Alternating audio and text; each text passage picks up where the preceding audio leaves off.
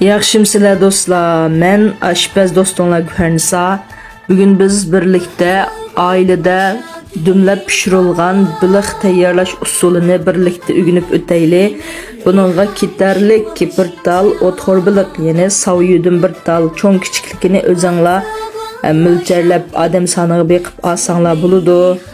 Andın biliqning ichi teshini pokiz yuyib, suyini quritib bo'lgandan keyin biliqning yan tarafdan pichoq urib, andın buni bir dasqa silib biliqning ustiga azroq ichi-teshiga tuz berib, andın oqmush berib, andın bo'lsa oq achchiq suv va yoki seriq haraq qaysi bo'ladi, shuningdan berib, buning biliqning g'ayri puruqini chiqarib o'tish uchun birimiz bu oq achchiq suv yoki seriq haraqni shularni aralashtirib, tamlandirib qap qo'yamiz.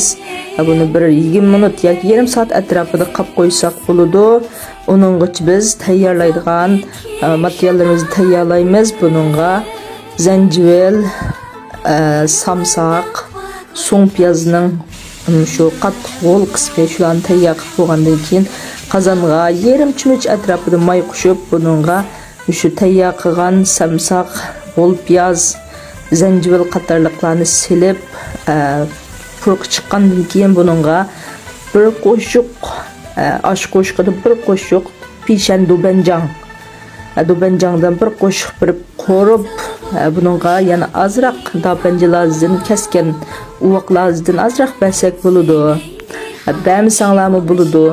Buning kaynidan kavavchin, qizil kavavchin bo'lsin bo'ldi, bo'lmay ko'k kavavchin bo'lsin bo'ladi. Ailda qaysi bo'lsa sasanglar bo'ldi. Buni bir az qo'rib olgandan keyin buningga qaynoq suv qo'shamiz. Qaynoq suv qo'ysanglar bu tomoqlarning pishishi tezroq bo'ladi. Vaqtni utib olasizlar. Shunga amal bor qaynoq suv ishlatsanglar bo'ladi. Endi buningga tuz silib, bir az tuz damin tangshaymiz. Mana 2 bal qo'shiq atrofida tuz bersak bo'ladi.